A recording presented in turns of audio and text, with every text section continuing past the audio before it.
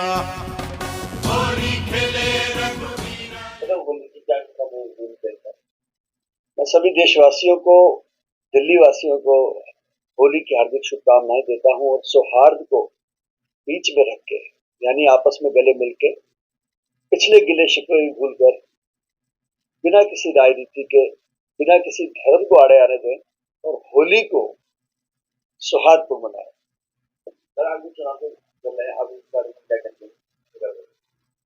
चुनाव तो डेमोक्रेसी है हमारे देश में। मुझे लगता है लोकतांत्रिक तरीके से चुनाव हो रहे हैं और बहुत अच्छा इम्पैक्ट किया गया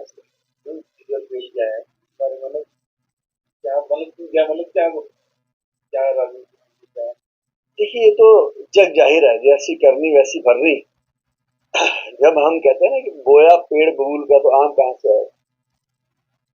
आपने झूठे नारे दिए, आपने अपने आप को बहुत ही स्वच्छ दिखाया। फोटो आपने शहीद आजम भगत सिंह जी के लगाई। भगत सिंह जी सारी जिंदगी करप्शन के खिलाफ लड़े।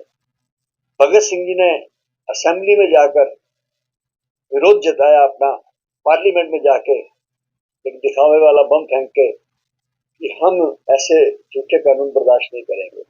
लेकिन ये हुआ उल्टा। इन्होंने जो कहा था सब कुछ उसका उल्टा किया। हम चुने जाने के बाद गाड़ी नहीं लेंगे, बत्ती नहीं लेंगे, बंगला नहीं लेंगे, सिक्योरिटी नहीं लेंगे, सब कुछ ले दिया इन्होंने। करोड़ों रुपया, 100 करोड़ रुपया लगा दिया इन्होंने एक बंगले के ऊपर। मजाक नहीं है ना, छोटी बात नहीं है। जनता के पैसे को आप लूट रहे हैं। इन्होंने झूठ बोला कि पूरी दिल्ली के अंदर वाईफाई लगाएंगे। कहाँ वाईफाई लगाया या कहाँ पे फ्री आया? तो फ्री आया नहीं किसी के पास। उल्टा इन्होंने नशे का विरोध किया था जब इनसे पहली सरकार थी कांग्रेस की। लेकिन इन्होंने तो कमाल ही कर दी। एक बोतल लो, 2 बोतल ज्यादा फ्री। और दिल्ली का सारा पैसा, इस प्रकार का पैसा जो शराब से कमाया गया था, सारा पंजाब और गोवा में लगाया गया। तो दिल्ली के अंदर झूठ बोलने का असर है, जो कि वो जेल गए, अपने कर्मों से गए। दिल्ली में काफी रिजल्ट रहेगा। देखिए, ये लोकसभा का चुनाव है, इसमें लोग उसको चुनते हैं जिनका नेतृत्व अच्छा हो। और भारतीय जनता पार्टी का नेतृत्व माननीय मोदी जी कर रहे हैं। सबने देखा कि किस प्रकार कोरोना में जब पूरी दुनिया के देश या तीसरा, चौथा, पांचवा दौर भी आया तो लाखों की संख्या में वहां मौतें हुई। लेकिन एक भारत देश था जिसमें दूसरे दौर के बाद ही वैक्सीन को लाकर लोगों की जान को बचाया गया। तो दुनिया सब देख रही है। 1 लाख से ज्यादा स्टार्टअप आना देश के अंदर, बच्चों को ये रोजगारी तो है एक तरीके से। मुझे लगता है कि आने वाला ये जो चुनाव है, मिसाल होगा दिल्ली ही नहीं, पूरे देश में। दिल्ली की तो 7 सीटें आपकी स्वीप है। 400 से ज्यादा, 425 से भी ज्यादा सीटें इस बार पूरे भारत के अंदर आ रही है। और ये किसी पार्टी की जीत नहीं है, ये जनमानस की जीत है। ये भगवान श्री राम का आशीर्वाद की जीत है, क्योंकि इन्होंने जो कहा था वो करके दिखाया। इसलिए मैं चाहूंगा कि सभी देशवासी चुने उसको जो उनकी सुने और जो अपनी कथनी और करनी में फर्क ना रखे। मैं होली की अपने सभी अड़ोसी पड़ोसी और सोसाइटी के मेंबरान को हार्दिक शुभकामनाएं देता हूं। ये त्योहार लोग बाग अच्छी तरह मिलजुल कर मनाएं। रंगों का त्योहार है, गुंजियों का त्योहार है। आगे पीकर मस्त होकर इसको प्यार दिखाएं अपना एक दूसरे को और मिलाएं।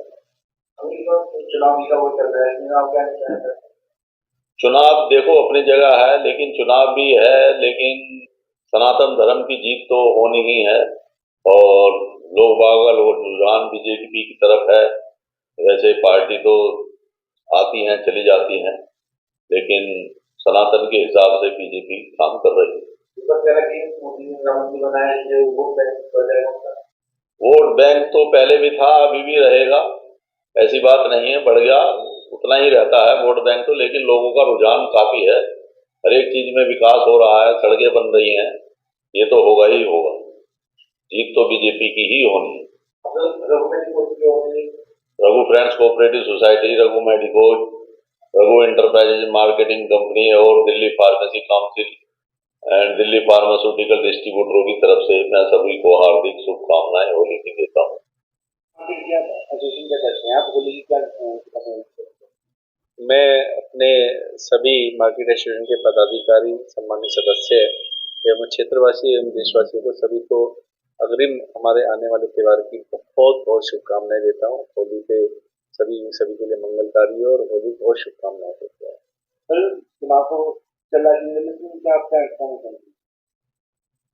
चुनाव का जो सीजन चल रहा है, निश्चित तौर पे कि अब आने वाले समय में दिल्ली में 7 सीटें हैं और सभी प्रत्याशी भारतीय जनता पार्टी द्वारा घोषित कर दिए गए हैं और मैं मानता हूं कि मोदी जी के नेतृत्व की सरकार जो है देश के अंदर में काफी काम कर रही है और देश को मोदी जी की जरूरत है और भारतीय जनता पार्टी के नेतृत्व के उसमें जो हमारे साथों प्रत्याशी हैं वो निश्चित तौर पे अच्छी जीत लेके आएंगे। अगर क्या है कि पिटाई करेंगे और पिटाई करेंगे दूसरी पिटाई करेंगे एक आप पार्टी की कांग्रेस ये देखिए ये तो ना पार्टी की विचारधाराएं अलग अलग विचारधाराएं हैं। सभी पार्टियां अपने अपने लेवल पे काम करती हैं। तो एक विपक्ष होता है, एक पक्ष होता है। तो जो अब विपक्ष का काम तो दूसरे की खिंचाई करना है ही है। वो तो दूसरे की निश्चित तौर पे कोई ना कोई कमी और खामियां ढूंढते हैं और वो चाहे सही हो चाहे गलत हो, उनको तो निश्चित तौर पे कहीं ना कहीं विपक्ष में बैठे व्यक्तियों को उल्टा सीधा बोलना ही बोलना है। प्रधानमंत्री बनाए किसी बेनिफिट मिलेगा? देखिए धर्म के आधार पे अगर राजनीति की बात करें तो मैं नहीं मानता कि धर्म के आधार पे हमारे मोदी जी राजनीति कर रहे हैं। तो हमारी जो क्या नाम मोदी जी का जो वर्चस्व है और मोदी जी का जो आगे बढ़ना है और जो पूरे उनका हमारे देश को विश्व स्तर के ऊपर में एक उपलब्धि दिलवाना है, उसकी वजह से देश जो है आज मोदी जी को मानता है और उनका लोहा मानता है मोदी जी का। और उसी की वजह से ही हमारे जितने भी अब की बार जो मोदी जी का नारा है कि अब की बार 400 पार, तो उसी को देखते हुए ही जो है ये हम लोगों को पूरा आश्वासन है, पूरा विश्वास है कि हम जो है इस बारी मोदी जी के नेतृत्व के अंदर में ये जो है 400 पार की सीटें आएंगी ताकि देश के अंदर में तरक्की और उन्नति आए। धर्म के आधार पे कोई भी चीज नहीं होती है। धर्म तो अपने एक अलग चीज है कि मैं सनातन धर्म को मानता हूँ या मैं मुसलमान धर्म को मानता हूँ या मैं सिख धर्म को मानता हूँ। वो अपने अपने विचारधारा है, उसकी वजह से जो है किसी भी पार्टी की पॉलिटिक्स नहीं होती है। पार्टी पॉलिटिक्स में केवल काम को माना जाता है और क्षेत्र की उन्नति को माना जाता है।